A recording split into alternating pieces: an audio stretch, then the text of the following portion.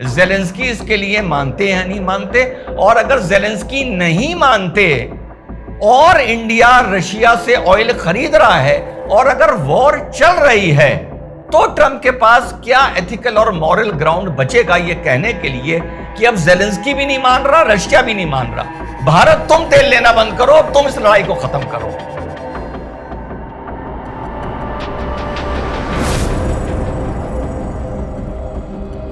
Hello नमस्कार, सत श्री अकाल, अस्सलाम वालेकुम। कैसे हैं जनाब? साथियों, लगभग 25 सितंबर 2019, लगभग आज से 6 साल पहले आपके भाई ने जब हौडी मोदी प्रोग्राम ह्यूस्टन में हुआ था और पूरे देश और दुनिया में उसकी चर्चा थी, उसकी प्रशंसा मैंने भी की थी। लेकिन आज से 6 साल पहले एक सवाल पूछा था और कहा था कि मैं देखना चाहता हूं कि ये दोस्ती धरातल पर कैसे परवान चढ़ती है। वो बात अलग है, उसके बाद डेमोक्रेट्स आ गए, बाइडेन आ गया, और अब उसके बाद 5 साल बाद ट्रंप को मौका मिला है। सुनिए 6 साल पहले आपके भाई ने क्या बोला था। उनके लिए it is always America first. उनकी विदेश नीति में there are no permanent friends and no permanent force but only permanent interest. Howdy Modi event मैं डोनाल्ड ट्रंप और नरेंद्र मोदी की दोस्ती की प्रकाष्ठा के रूप में देखता हूं। अब हम सबको बहुत गौर से हमेशा यह देखना होगा कि अमेरिका के साथ हमारे संबंध, खास तौर से ट्रेड रिलेशन, किस तरफ जा रही है। फिर हम इस दोस्ती का आकलन और बेहतर तरह कर सकें। जी हाँ साथियों, मैं कभी कभी मूड ऑफ द नेशन के साथ रहता हूं, पल्स ऑफ द नेशन के, और कभी कभी उसके विपरीत भी चलना पसंद करता हूं। तो सब आगे चलते हैं। अमेरिका में इस टाइम महंगाई की सुनामी आ रखी है।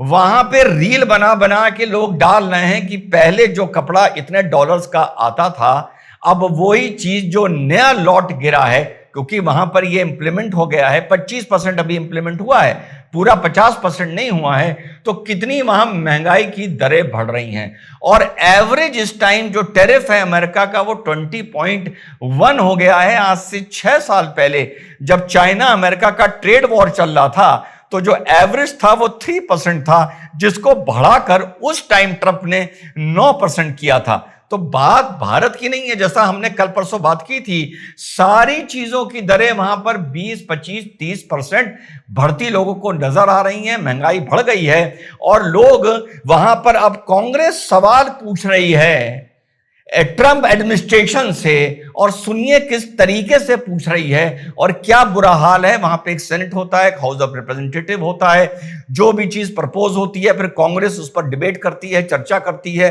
फिर वो चीज पास होती है। तो कुछ दिन पहले का ये वीडियो है, देखिए किस तरह से टैरिफ के बारे में पूछा जा रहा है। Who pays tariffs, Mr. Secretary? No.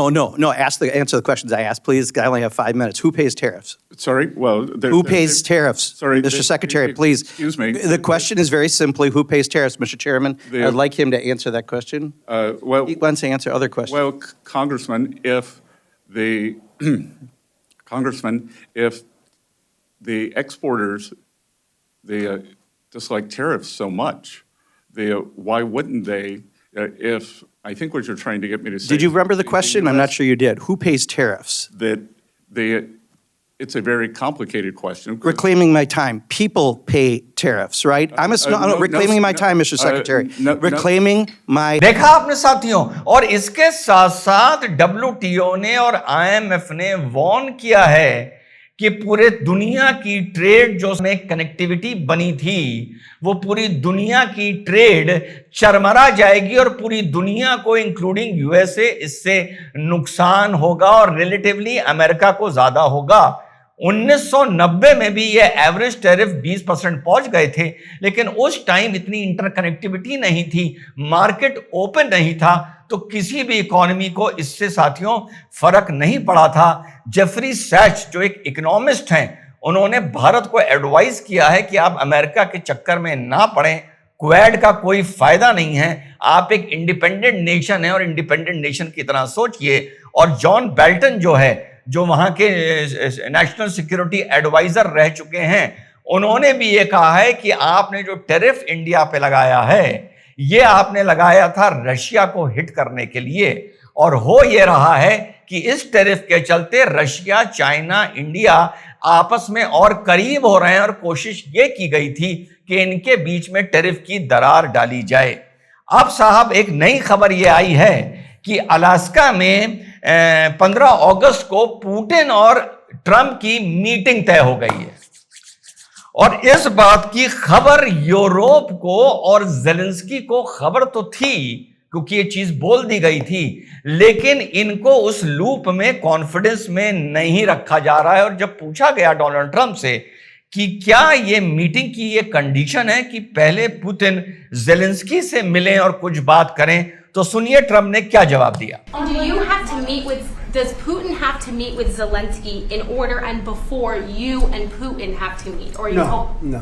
Are you hoping So you're willing to? That's actually important because the president. जी हाँ साथियों, अब इस बात से जेलेंस्की का मुंह फूला हुआ है और यूरोप का मुंह फूला हुआ है कि हमारा सीज फायर कराने जा रहे हैं डोनाल्ड ट्रंप, और यूरोप को और जेलेंस्की को कॉन्फिडेंस में नहीं ले रहे हैं। और जब पूछा जा रहा है तो कह रहे हैं हाँ भाई, सुनिए क्या कह रहे हैं। Well, you're looking at territory that's been fought over for 3.5 years with, a lot of Russians have died, a lot of Ukrainians have died. So we're looking at that, but we're actually looking to get some back and some swapping. It's complicated. It's actually nothing easy. जी हाँ साथियों, कह रहे हैं कोई जमीन देनी पड़ेगी, कोई वापस दिलवा दूंगा, कोई जमीन स्वैप होगी, ये रशिया का रहेगा, ये उसका रहेगा। जेलेंस्की कह रहा है यार कर क्या रहे हो। और जो अमेरिका में महंगाई है, वो फिर बात बता दूं कि अमेरिकन पब्लिक अब ये बोलना शुरू कर रही है, जो मसालों में, फूड आइटम्स में, क्लोथिंग में वगैरह वगैरह, स्टील आइटम्स में जो महंगाई की दरें बढ़ रही हैं और अभी तो और बढ़ेंगी, कि ये जो एक्स्ट्रा पैसा हमारे देश की सरकार हमारी जेब से ले रही है, नुकसान भले किसी का कर रहे हो, मान लिया इंडिया का कर रही है, चाइना का कर रही है, किसी का कर रही है, जो ये हमारी जेब से ले रही है, इस पैसे का क्या पैकेज है, इस पैसे को कैसे इस्तेमाल किया जाएगा, उसका क्या प्रोग्राम है, क्या पूरी दुनिया की वॉर्स में हमारी जेब से निकला हुआ पैसा लगेगा? तो ये वहां पर और सवाल पूछे जा रहे हैं। तो कुल मिलाकर इंडिया ने एक बहुत अजीब गेम खेला है। 10 लाख बैरल ऑयल नाइजीरिया से ऑर्डर किया है for to be dropped in सितंबर में, जो माल आके गिरेगा। क्यों किया है? भारत दुनिया को यह बता रहा है कि हमारे पास, जैसा हमारी आपकी बात हुई थी यार, 2022 से पहले भी तो इंडिया रशिया से जब ऑयल नहीं रहता था, तब भी तो हमारी अर्थव्यवस्था चली रही थी ना, हमारी इकोनॉमी चली रही थी ना, कहीं फायदा हुआ हमने ले लिया। तो अब इंडिया ने नाइजीरिया से 10 लाख बैरल उठाया है, क्योंकि जो हमारी आपकी यह भी बात हुई थी कि अब थोड़ा पड़ता रशियन ऑयल के साथ डिस्काउंट कम हो गया है, नहीं बैठ रहा है। लेकिन भारत कह रहा है कि एनर्जी तो हम कहीं से ले लेंगे, क्रूड ऑयल हम कहीं से ले लेंगे, लेकिन तेरे कहने से हम ये नहीं बोलेंगे कि हम रशिया से ऑयल नहीं लेंगे। हो सकता है आज नहीं लेंगे, हो सकता है कल हमको लेना पड़ जाए, तो हम कोई भी आपके साथ कमिटमेंट नहीं करना चाहते हैं। तो ये पूरे सूरत हाल हैं अमेरिका के। और जब ट्रंप से ये पूछा गया कि क्या जो आपकी पुतिन की एंड आपके साथ पुतिन की जो मीटिंग होने जा रही है, अगर सीज फायर हो जाता है, अगर हो जाता है, तो क्या इसका असर इंडिया के टैरिफ पर पड़ेगा? तो सुनिए ट्रंप साहब ने क्या बोला। Mr. President, if you do reach a deal with Ukraine and Russia, would you drop the additional tariffs on India? Well, we'll determine that later, but right now they're paying a 50% tariff. जी हाँ साथियों, तो ये है पूरा एक update short में 8-9 minute में कहां कहां क्या क्या चल रहा है। 15 अगस्त की मीटिंग जो अलास्का में ट्रंप और पुतिन की होने जा रही है, इस पर हम लोगों को नजर रखनी है कि देखते हैं इसका क्या नतीजा निकलता है। जेलेंस्की इसके लिए मानते हैं नहीं मानते, और अगर जेलेंस्की नहीं मानते और इंडिया रशिया से ऑयल खरीद रहा है और अगर वॉर चल रही है, तो ट्रंप के पास क्या एथिकल और मॉरल ग्राउंड बचेगा ये कहने के लिए कि अब जेलेंस्की भी नहीं मान रहा, रशिया भी नहीं मान रहा, भारत तुम तेल लेना बंद करो, तुम इस लड़ाई को खत्म करो।